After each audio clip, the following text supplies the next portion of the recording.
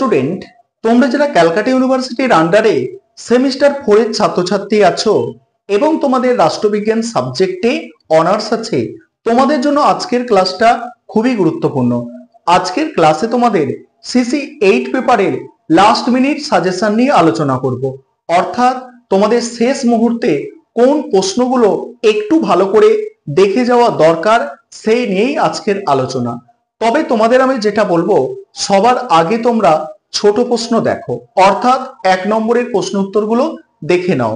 সেক্ষেত্রে তোমরা যারা সারা বছর ধরে ভালো করে প্রস্তুতি নিয়েছো তোমাদের তো কোনো সমস্যা নেই।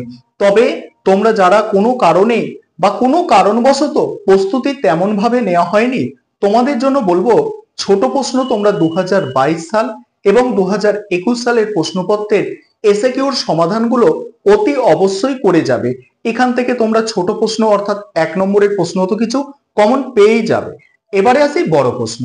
বড় প্রশ্ন তোমরা জানো 2022 সালের প্রশ্নপত্র তোমাদের জন্য খুবই গুরুত্বপূর্ণ।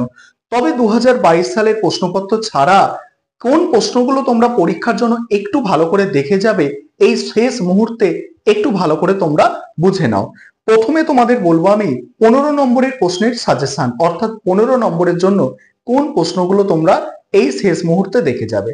15 নম্বরের জন্য মডিউল 1 থেকে যে প্রশ্ন দুটো তোমাদের অতি অবশ্যই দেখতে হবে, সেই দুটো প্রশ্ন হচ্ছে জয়প্রকাশ নারায়ণের গণতন্ত্রের ধারণাটি আলোচনা করো, এই প্রশ্নটা, এবং উপনিবেশবাদ ও জাতীয়তাবাদের ওপরে ইকবলের দৃষ্টিভঙ্গি বিশ্লেষণ করো। এই দুটো প্রশ্ন মডিউল 1-এ 15 নম্বরের জন্য মোস্ট ইম্পর্টেন্ট। এই দুটো তো দেখতেই হবে। তার সঙ্গে আর দুটো প্রশ্ন আমি তোমাদের বলবো দেখে যেতে, যে মানবেন্দ্রনাথ রায়ের র্যাডিক্যাল মানবতাবাদ, এটা ভালো করে দেখবে। কি বললাম? মানবেন্দ্রনাথ রায়ের র্যাডিক্যাল মানবতাবাদ, এটা ভালো করে দেখতে হবে। এবং রামমোহন লোহিয়ার সমাজতান্ত্রিক চিন্তা, রামমোহন লোহিয়ার সমাজতান্ত্রিক চিন্তা, এই চারটে প্রশ্ন তোমাদের আমি মডিউল 1 থেকে 15 নম্বরের সাজেশন হিসাবে বললাম। এছাড়া তোমরা যারা সারা বছর ধরে ভালো করে পড়াশোনা করেছো, তোমরা জয়প্রকাশ নারায়ণের সমাজতান্ত্রিক ধারণা, এটাও তোমরা একটু দেখে যাবে।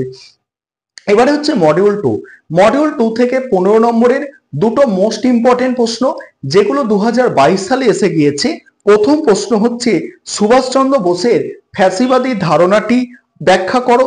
দ্বিতীয় প্রশ্ন জ্যোতিবা ফুলে জাতি প্রথা এবং অস্পৃশ্যতার ওপর দৃষ্টিভঙ্গি আলোচনা করো। এই দুটো মডিউল 2 থেকে 15 নম্বরের মোস্ট ইম্পর্টেন্ট প্রশ্ন। এছাড়া তোমাদের দেখতে হবে নেহরুর রাজনৈতিক চিন্তার মূল বৈশিষ্ট্য আলোচনা করো, এটা দেখতে হবে। জিন্নার দ্বিজাতি তত্ত্ব, এই জিন্নার দ্বিজাতি তত্ত্ব এটা তোমাদের 15তেও আসতে পারে বা 10এও আসতে পারে, এটাও ভালো প্রশ্ন একটা। আর সুভাষচন্দ্র বোসের সমাজতান্ত্রিক চিন্তা আলোচনা করো, এই প্রশ্নটাও কিন্তু একটা ভালো প্রশ্ন। অর্থাৎ তোমরা যারা বেশি প্রশ্ন করতে পারবে না, তোমাদের বলবো তোমাদের 2022 সালে যে প্রশ্নগুলো এসে গিয়েছে সেই প্রশ্নগুলো ভালো করে দেখতে হবে। যেমন মডিউল 2 থেকে বললাম আমি সুভাষচন্দ্র বোসের ফ্যাসিবাদ, জ্যোতিবা ফুলের জাতিপ্রথা, অস্পৃশ্যতা, এইগুলো ভালো করে দেখতে হবে। এবার মডিউল 1 থেকে 10 নম্বরের জন্য যে প্রশ্নগুলো তোমরা তৈরি করবে। 10 নম্বরের মডিউল 1 থেকে যে দুটো প্রশ্ন 2022 সালে এসেছে সেগুলো প্রথমে শোনো। প্রথম প্রশ্ন হচ্ছে রামমোহন লোহিয়ার সমাজতান্ত্রিক চিন্তার উপর একটি টিকা লেখো, এটা। দ্বিতীয় প্রশ্ন হচ্ছে পুঁজিবাদের সংকটের উপর নরেন্দ্র দেবের ধারণাটি ব্যাখ্যা করো। এই দুটো প্রশ্ন তো তোমাদের করতেই হচ্ছে মডিউল 1 থেকে 10 নম্বরের জন্য। এছাড়া যেগুলো করবে আচার্য নরেন্দ্র দেবের সমাজতান্ত্রিক চিন্তার উপর একটি টিকা, এটা করবে। জয়প্রকাশ নারায়ণের সম্পূর্ণ বিপ্লবের প্রধান বৈশিষ্ট্যগুলি উল্লেখ করো। এই দুটো আরো এক্সট্রা তোমরা অতি অবশ্যই দেখে যাবে। আর আরেকটা দেখতে পারো যে উপনিবেশবাদ ও জাতীয়তাবাদ বিষয় ইকবলের দৃষ্টিভঙ্গি। তবে একটা জিনিস সবসময় মাথায় রাখবে যে তোমাদের কিন্তু অধিক কোয়েশ্চেন পরীক্ষার সময় করতে বলছি এমন নয়। তোমাদের আগে আমি বলছি যে মোস্ট ইম্পর্টেন্ট কোনগুলো, মোস্ট ইম্পর্টেন্ট প্রশ্ন তৈরি হলে তবে তোমরা পরের প্রশ্নের দিকে এগোবে, ঠিক আছে? নয়তো মোস্ট ইম্পর্টেন্ট প্রশ্নগুলো দেখে যাবে। তারপরে দেখ মডিউল 2 থেকে 10 নম্বরের যে দুটো অবশ্যই করতে হবে, যেগুলো 22 সালে এসেছে পরীক্ষায়, সেই দুটো হচ্ছে গণতন্ত্র সম্পর্কে নেহরুর মতামত, অভিমত আলোচনা করো, এটা একটা।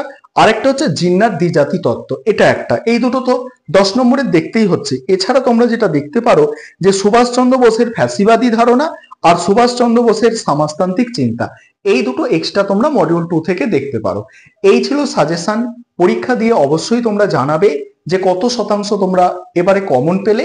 আরেকটা বিষয় তোমাদের বলবো, তোমাদের জন্য অনলাইন কোচিং ক্লাস আমাদের হয়ে থাকে, অর্থাৎ পেড ব্যাচে ক্লাস হয়। তোমরা যারা অ্যাডমিশন নিতে ইচ্ছুক আছো, স্ক্রিনে যে নম্বরটা দেখতে পাচ্ছ তোমরা এই নম্বরে যোগাযোগ করে অ্যাডমিশন নিতে পারো সেমিস্টার 5 এর জন্য।